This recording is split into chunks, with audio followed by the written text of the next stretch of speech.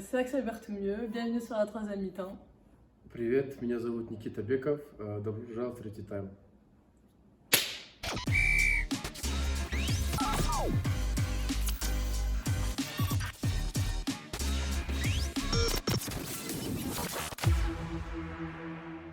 Axel, on va commencer par toi.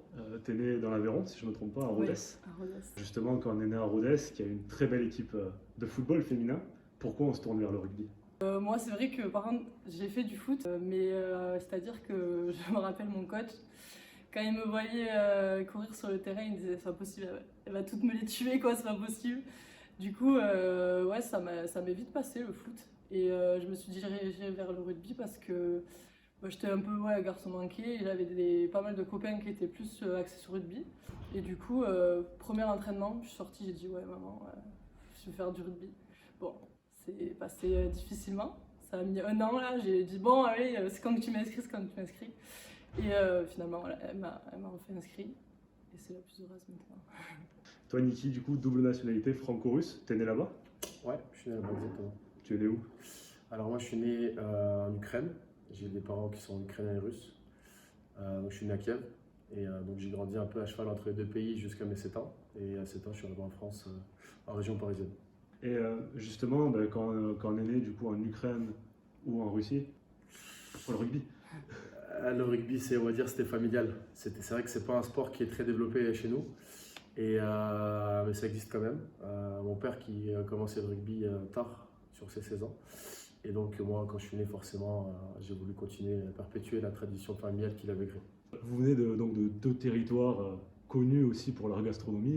Axel, Forcément, la Ligo. La Ligo, t'en penses quoi justement? La Ligo, incroyable, incroyable. Surtout, je vous conseille la Ligo à la truffe vers les fêtes de Noël. Ils font ça, c'est excellent. Et toi, Niki, qui vient de Paris, t'as jamais connu, tu sais pas ce que c'est la Ligo? Comment ça, je sais pas ce que c'est? Bien sûr que je sais ce que c'est. J'adore la gastronomie du Sud.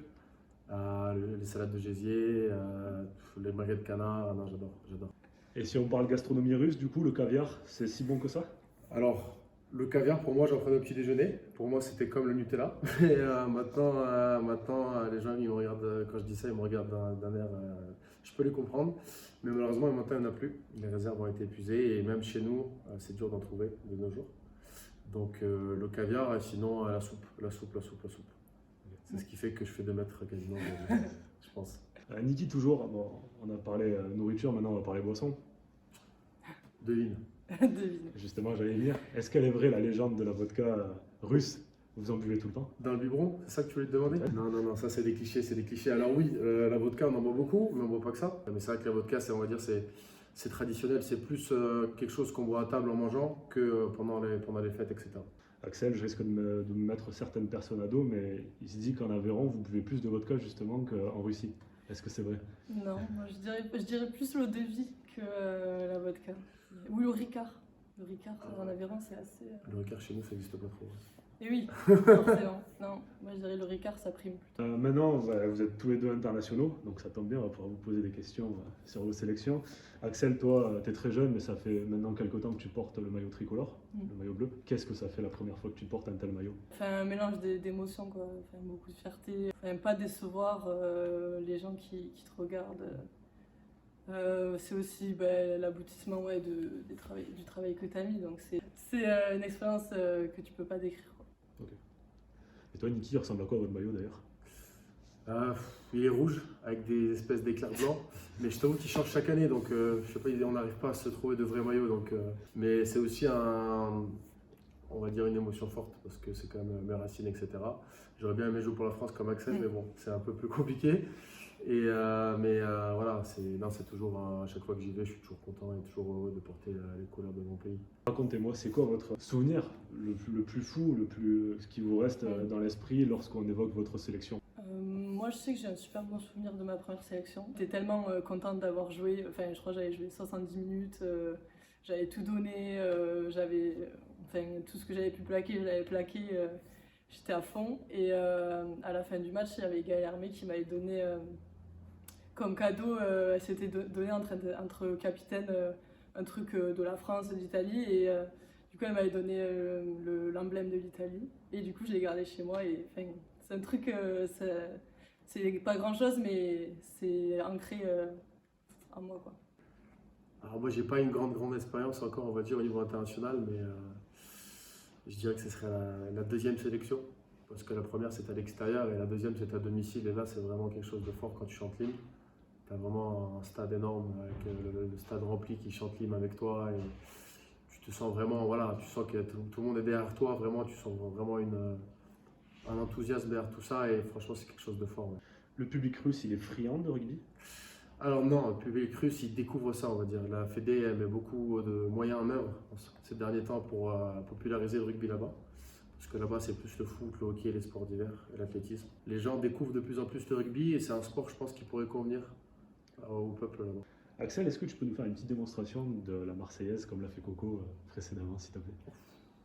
Allons enfants de la patrie, le jour de gloire est arrivé. Franchement incroyable. Là, tu vas devoir faire l'hymne russe. Ah, Je me suis dit, c'est pas Désolé pour qui donne tout là. Je me suis dit, je l'aurais pas fait, mais je sais que je vais y passer aussi.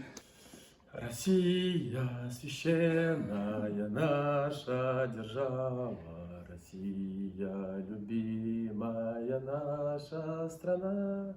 Voilà, c'était pas mal. C'est bon. Putain, C'est c'est le beau, meilleur ouais. chanteur de Ouais. Cognac. D'ailleurs, qui c'est qui chante le mieux dans le vestiaire? On a pas beaucoup de chanteurs, mais dans les douches, il y en a pas mal. On a le Jav qui chante pas mal, ouais. Le Jav, il a toujours une petite chansonnette. J'éviterai de citer les paroles, mais elle reste dans la tête. Moi, je réfléchissais, il y en a quelques-unes. Charlotte Escudero, elle aime bien que ce soit anglais, français, tout ça, même espagnol. Mabinsi Silla, elle aime bien chanter aussi. Et Célia Domingue, plutôt variété française, tout ça, elle aime bien. Niki, il n'y a pas de grands chanteurs, mais il y a de grands danseurs. Dans tous les sens du terme, en plus. On m'a dit que que Danse avec les stars, ça ne te ferait pas peur, par exemple. Ça dépend à quel stade de la soirée, mais c'est vrai que j'aime bien danser. On a quelques danseurs, ouais, mais pas tellement. J'aime bien la danse de Yanis Ponsol. Ouais, j'adore ces danses, elles sont vraiment incroyables. Surtout en troisième mi-temps. Qu'est-ce que c'est la danse de Yanis Ponsol, du coup? J'adore, il fait un espèce de mouvement avec les épaules comme ça, là. Comme ça, là, et il se pince sur les lèvres, et ça, c'est vraiment incroyable. Ouais, il faut vraiment admirer ça, moi j'adore. Axel, la même question. Mabinsi Silla, très danse afro, bien sûr, très twerk, très mouvement du bassin. Ça, elle maîtrise. Axel, toujours en parlant de soirée, Gabriel Vernier et Coco Lindelof nous ont déclaré que la nouvelle génération, ça bringuait fort au BRF. Est-ce que tu confirmes? Alors, oui et non, je confirme. Parce qu'elle, elle fait partie de la génération qui commence à vieillir et en fait, c'est la meilleure de nous toutes. Donc, quand elle a cité mon nom, j'avoue que j'étais un peu outrée. Mais ouais, je confirme. 2000-2001, ouais, on aime bien ça. Bon, et toi, Niki, on nous a souvent cité ton nom comme l'un des plus grands bringards. Je suis outré aussi. Franchement, je comprends pas. Est-ce que c'est vrai que la nouvelle génération de l'équipe nationale, c'est quelque chose apparemment? Il y a des sacrés spécimens, ouais. Franchement, cette année, j'ai découvert, bon, j'en fais partie, mais j'ai découvert des gros fêtards. On va dire, pour ne pas les citer, des gens comme Paul Ravier, Yanis Ponsol, je pense qu'ils sont très très forts, ils adorent pousser le bouchon un peu loin. On a aussi quelques anciens, je dirais, comme Ocho et Mathieu Vachon aussi, des fois, je sais que je vais me faire niquer après, mais des fois lui aussi il aime bien ça, mais c'est vrai on a quelques nouveaux qui aiment ça. Ouais, donc, Si on devait comparer la nationale avec le groupe Elite 1 en termes de soirée. Comparer, je sais pas, mais. Comparer, on en a fait quelques ensemble. Ça s'est bien passé. Ouais, pas beaucoup, pas trop, mais quelques-unes. Non, pas mais ça, comment on fait en plus. Ouais. Mais tu vois, Il faut aussi parler de la muscu. Toi, on y reviendra après. Vous, Axel, qui c'est qui pousse le plus au BRF? On a déjà eu des noms. Mais... Ouais, mais je confirme les noms. Hein. C'est bien Clara Joyeux qui pousse le plus à la muscu. Et qui pousse le moins? Qui pousse le moins. Faudra encore aller à la muscu pour pousser moi. Moi, je dirais Lina Kérois direct. Direct. Elle Ouais. aime pas ça. Parfait. Bon, toi, Niki, on aurait été obligé d'y venir. On a une superbe photo, des superbes vidéos de toi en train de travailler Je vous ton bras remercie. droit. Alors que Je vous remercie. Cœur, J'étais en pleine convalescence, je travaillais la mobilité de mon coude et là, merci les gars. tu t'es bien fait chambrer. Hein. Ouais, sacrément. Ouais. Ça arrive souvent d'ailleurs, ça ou... Oui. C'est vrai qu'on aime bien se lancer des pics en muscu, mais si je dois citer comme Axel quelques-uns, ce qui pousse le plus en termes de volume, on va dire, c'est vraiment impressionné par le job, qui est vraiment pas mal. Après, on a aussi Anthony Pellemard, alors lui, il va pas souvent muscu, mais quand il y va, il a des sacrés, on va dire, il a des sacrés bouts de fromage au bout de au bout de la barre.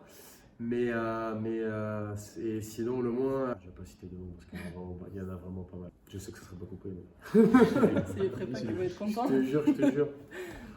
Non, il y en a beaucoup qui vont pas. La fameuse anecdote. Oh. Axel, toi l'honneur. Nous, c'était une gaffe qu'une fille avait fait pendant un repas. C'était Marie Grasset.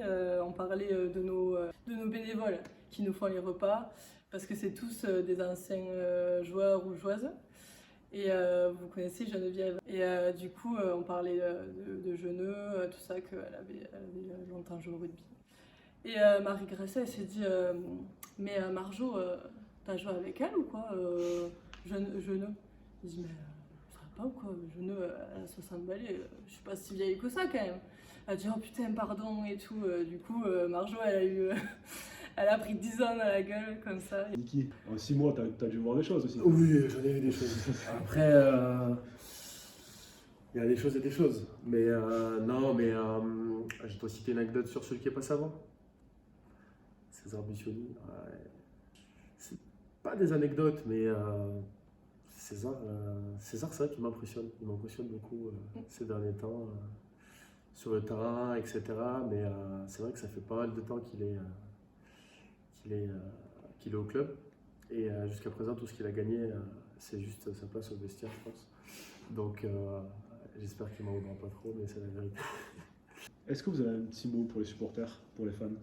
Alors, oui, les fans, j'espère qu'ils continueront à venir nous voir, nous supporter. Au stade, de plus en plus nombreux. Je sais qu'en ce moment, c'est l'hiver, donc forcément, il ne fait pas très chaud.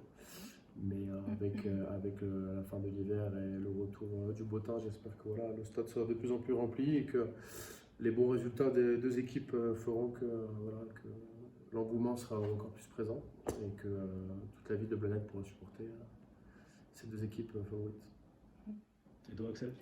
Ben, pareil, surtout les remercier parce que nous on a quand même beaucoup de parents qui avant les matchs se font des gros repas et après ils viennent avec nous, nous voir et nous supporter et on a quand même souvent pas mal de monde qui se déplace. Donc continuez à venir nous voir et franchement pour les phases finales vous avez été très présents et vous avez fait beaucoup de déplacements donc merci beaucoup et à bientôt j'espère sur les terrains. 1, 2, 3.